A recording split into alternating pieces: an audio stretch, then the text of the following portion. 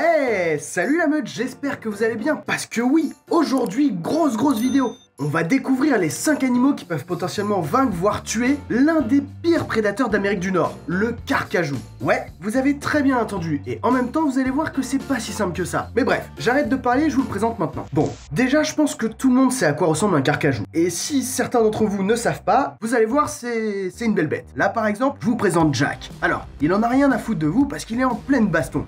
Donc on repassera plus tard. Dans la nature, les carcajous, c'est des vraies terreurs, et pourtant ils sont pas énormes. Ils mesurent de 75 à 110 cm de long, et le poids c'est aux alentours des 10 à 18 kg. Et ce truc-là, ça attaque des grizzlies. Ah non, mais je vous avais prévenu, hein, le carcajou, c'est un délire. En plus, niveau comportement, c'est un animal hyper territorial. Et face à une meute de loups, un puma ou même un grizzly, Jack va être hyper féroce. Il va leur péter la gueule en 2 secondes. Bon, en même temps, c'est un peu normal. Bah oui, parce que Jack, il a un cousin sur le continent africain. Et c'est le ratel. C'est l'animal tout droit sorti des enfers. Il est increvable. Et il casse des culs à des lions, des jaguars ou même des hyènes. Et ça, ce dont on est en train de parler là, c'est le cousin de Jack. En plus, ils ont presque la même morphologie. Par exemple, Jack, il a une peau hyper épaisse. Tellement épaisse que c'est difficile de la transpercer avec des crocs. Il a aussi des griffes tranchantes qui mesurent environ 6 cm de long. Avec ça, il met des baffes incroyables. Et puis niveau déplacement, il déconne pas. Hein. Il est hyper agile, il grimpe dans les arbres sans problème, il se faufile partout et en plus il est rapide. Il court jusqu'à 45 km/h. Vaut mieux pas l'avoir au cul celui-là. Et puis l'arme ultime de Jack, c'est sa mâchoire. Elle est hyper puissante. Et en plus, il a 38 dents hyper tranchantes. Alors imaginez, vous mélangez ça avec sa férocité et son agressivité, et il vous égorge sans problème. Franchement, Jack, c'est comme son cousin. Il sort tout droit des enfers. C'est le diable en personne qui l'a créé. Et puis en plus, quand on le regarde comme ça, il a l'air plutôt mignon. Mais faut pas trop le sous-estimer, il cache bien son jeu. Bon, après, comme tout le monde, il a aussi des points faibles. Hein. Et certains animaux peuvent en profiter pour le tuer. Et justement, je vais tout de suite vous les présenter.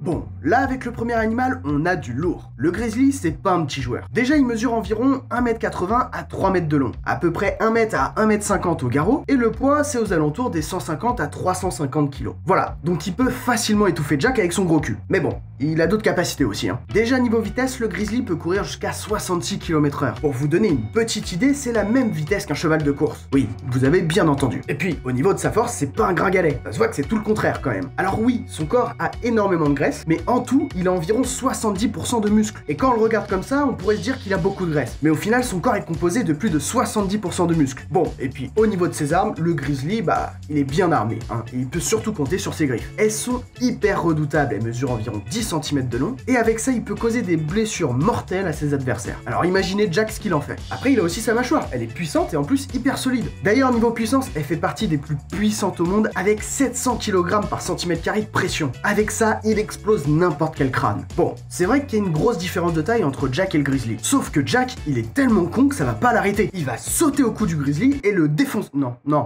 il va pas le défoncer. C'est le grizzly qui va le défoncer. Un coup de patte et Jack il dégage. Ouais, le puma, on le sous-estime beaucoup trop le puma, et vous allez voir, il rigole pas trop celui-là. Déjà niveau taille, il mesure de 1m50 à 2 mètres de long pour 70 cm au garrot, et son poids c'est environ 50 à 100 kg. Et vous allez voir, il est très bien armé ce petit bâtard. Déjà pour commencer, le puma a une force assez phénoménale. Par exemple, elle lui permet de faire des bonds de 4 à 5 mètres de haut et jusqu'à 12 mètres de long sans prendre aucun élan. Moi perso, sans élan, c'est 1 mètre, 1 mètre 50. Hein. Et puis niveau déplacement, c'est un malade. Il est capable de courir à plus de 70 km/h sur de courtes distances, de grimper aux arbres pour attraper une proie ou même de nager pour échapper à un prédateur. Voilà, ça vous donne déjà une idée de l'animal. Après, du côté de cette technique de prédation, le puma chasse principalement à l'affût. Pour vous expliquer un peu le délire, il approche discrètement sa proie par derrière et lui bondit dessus en un éclair. Bon, il arrive parfois que sa proie l'ait repérée et donc du coup il n'arrive pas à la bouffer, mais par contre s'il est hyper proche, il va s'élancer à sa poursuite et la rattraper en 2 secondes. Bon, après faut pas oublier son arme principale aussi. Sa mâchoire est quand même armée de longues canines et elle est tellement puissante qu'elle exerce une pression de 590 kg par cm². Avec ça par exemple, il est capable de tuer des animaux bien plus corpulents que lui, comme des cerfs ou des élans ou même des mouflons. Et bah le puma, c'est une vraie machine à détruire quand on voit tout ça. Bon, par contre, le problème, c'est toujours pareil avec Jack. Il va s'attaquer au puma pour se défendre ou défendre son territoire, sauf que le puma, il est beaucoup plus fort que lui. Et parfois, il se fait défoncer le trou de balle.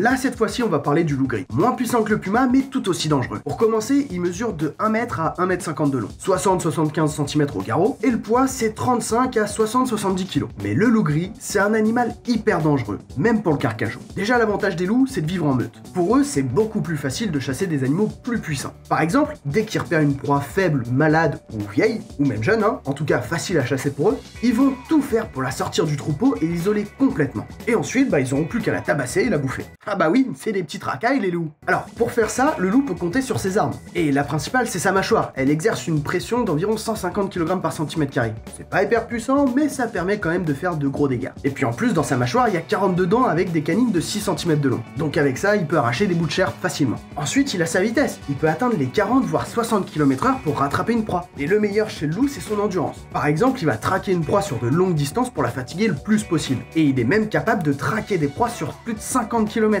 Ouais, faudra qu'il fasse des marathons celui-là. Alors oui, le loup c'est un super prédateur. Mais bon, quand on regarde cette vidéo, Jack fout littéralement la misère à ces deux loups. Sauf que parfois, c'est Jack qui se prend une raclée.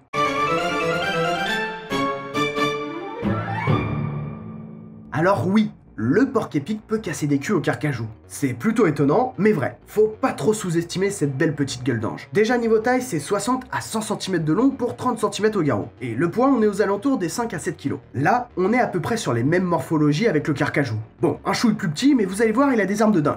Déjà, pour commencer, le porc-épic, c'est un animal avec une très bonne défense. Dans la nature, c'est principalement une proie. Donc il a développé une défense presque imprenable avec ses pics. Il en a plus de 30 000 qui mesurent 10 cm de long. Vous imaginez, c'est énorme. Et pour se défendre, il met des coups de queue dans la tronche de ses adversaires. Et ça fait plutôt mal. Bon, après c'est pas forcément des animaux très bons dans le déplacement. Niveau rapidité, il n'y a pas grand chose. Par contre, ils sont plutôt agiles. Ils ont souvent l'habitude de grimper dans les arbres pour fuir des prédateurs. Donc c'est quand même un petit atout à pas négliger. Alors, il y a aussi un autre truc, même si leurs dents sont pas réputées pour être dangereuses, elles restent quand même très puissantes. Je m'explique, les porcs-épics, c'est des animaux qui ont l'habitude de ronger des os ou des bois de serre pour user leurs dents. Parce que sinon, ils se retrouvent avec des dents qui font 40 cm de long. Alors oui, j'avoue que le porc-épic, c'est pas aussi impressionnant que le grizzly ou même le puma. Sauf qu'il a un très gros avantage ce petit con, c'est sa défense. Elle est presque imprenable avec ses pics. Et d'ailleurs c'est souvent qu'on retrouve des carcajous complètement dead avec des pics dans leur corps.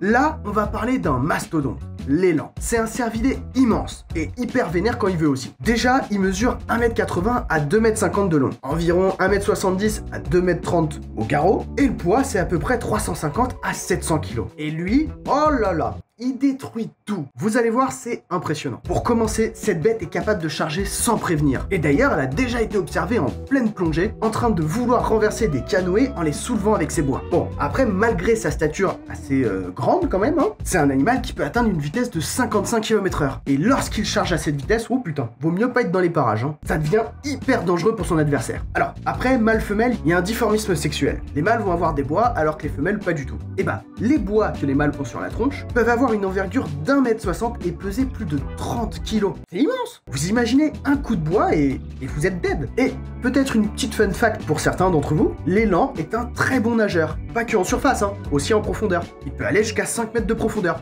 C'est pas mal quand même. Bon, si vous aviez un doute sur la capacité de casser des culs de l'élan, et bah là, je pense que vous en avez plus. Alors oui, parfois ça lui arrive de se faire courser par un carcajou. Je vous avais dit, Jack, il est très con. Mais vu le tempérament de l'élan, il se retourne et il piétine sans problème. Et là, on pourra dire adieu Jack. Bon, moi en tout cas, je vous dis pas adieu parce que je continue les vidéos, et j'espère que celle-là vous a plu. D'ailleurs, si c'est le cas, partagez, likez, commentez, et surtout, abonnez-vous pour les prochaines vidéos. Parce que pour moi, c'est important. Restez curieux, ciao!